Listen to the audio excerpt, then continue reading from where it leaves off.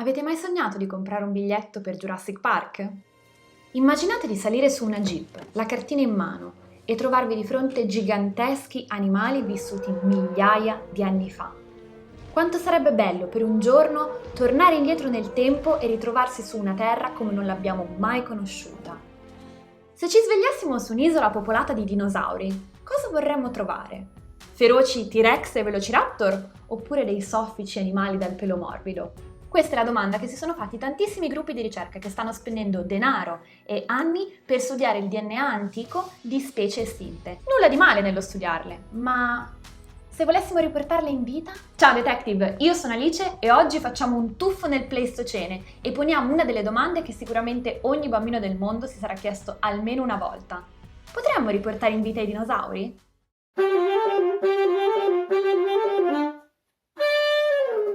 Risumare un animale preistorico non è una sfida molto semplice. Serve innanzitutto utilizzare tecniche di sequenziamento del DNA di ultima generazione.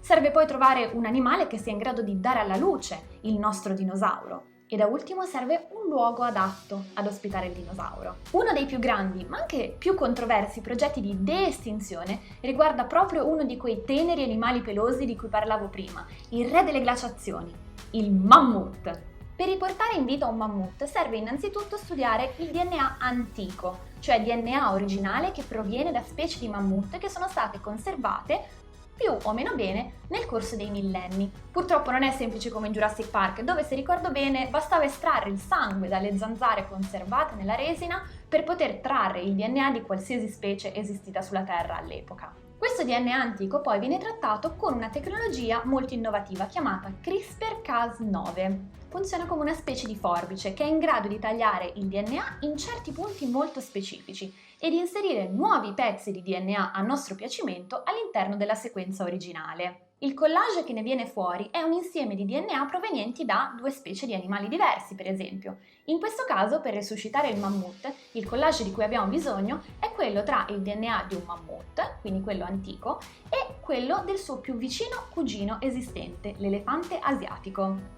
Quindi in realtà più che di un mammut si può parlare più che altro di un mammufante. Sarà una creatura che ha delle caratteristiche principalmente legate a quelle dell'elefante asiatico, ma poi dei tratti un po' più particolari, come per esempio il pelo extra, lo strato di grasso superficiale o le orecchie gigantesche che sono tipiche del nostro immaginario del grande e bellissimo mammut. Una volta creato il collage del nostro mammufante, bisogna trovare un utero che sia in grado di ospitarlo. Quindi ciò che si fa è si prende il nostro DNA collage del mammufante e si mette insieme ad una cellula uovo dell'elefante asiatico.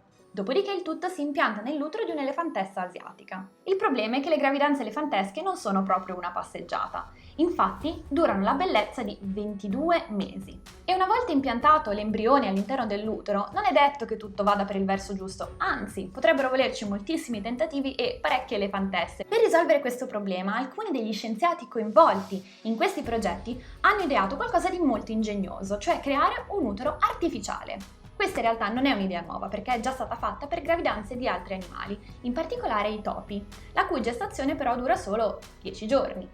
Ripetere l'esperimento per 660 giorni e 90 kg di peso di un piccolo mammufante è un'esperienza mastodontica, direi, e la scoperta di un utero artificiale così efficiente in realtà sarebbe molto più grande che il riportare in vita il mammut stesso. In effetti questo progetto non è da poco. È stato stimato che per portare in vita un primo esemplare di mammufante sarà necessario un investimento complessivo di almeno $1 miliardo.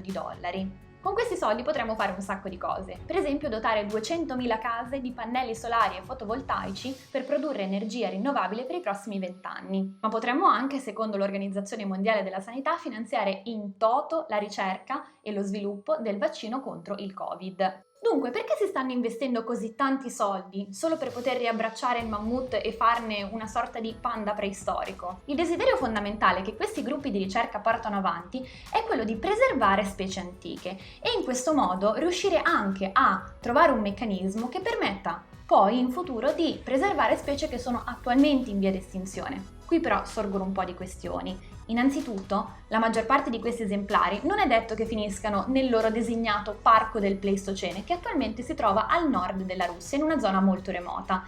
Ciò che è più probabile è che vengano poi destinati a zoo o zone di contenimento di questi animali, una sorta di Jurassic Park. Una seconda questione è che queste tecniche si rivelano essere effettivamente troppo dispendiose e forse sarebbe meglio investire lo stesso capitale per cercare di preservare le specie attualmente a rischio di estinzione e impedire l'estinzione stessa. La seconda argomentazione portata avanti da chi sostiene il progetto di de-estinzione è che i mammut, attraverso il loro peso mastodontico, sarebbero in grado di schiacciare la neve e il ghiaccio presenti sullo strato superficiale del terreno e così farlo penetrare all'interno. E questa, secondo loro, sarebbe la maniera per risolvere definitivamente il problema del cambiamento climatico.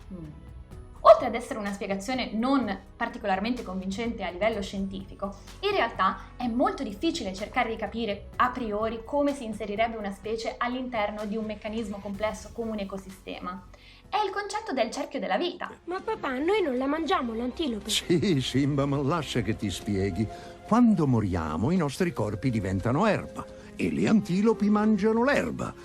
E così siamo tutti collegati nel grande cerchio della vita. La catena alimentare è per definizione una catena, quindi spezzarla per inserire un nuovo animale al suo interno, soprattutto un animale di quelle dimensioni, può avere delle conseguenze positive o negative, ma assolutamente imprevedibili, e non siamo certo noi in grado, a prescindere, di dire cosa succederà mettendo il mammut in questo nuovo parco del Pleistocene. La cosa importante da ricordare quando pensiamo ad un mondo in cui Jurassic Park potrebbe esistere, perché le tecnologie di oggi forse ce lo potrebbero permettere, è che la natura in realtà è regolata da meccanismi estremamente delicati e complessi, molti dei quali noi stessi non conosciamo. Quindi ricordarci che se una specie si è estinta migliaia e migliaia di anni fa, probabilmente è successo perché non aveva più una nicchia territoriale che permetteva di sopravvivere, fatta di cibo, risorse. La domanda è abbastanza chiara: vogliamo rischiare di sacrificare così tanto solo per poter avere un biglietto per Jurassic Park? Forse nel frattempo è meglio dedicarsi a qualche parco divertimenti un po' meno controverso. E poi, per raggiungere l'immortalità delle specie, c'è sempre tempo.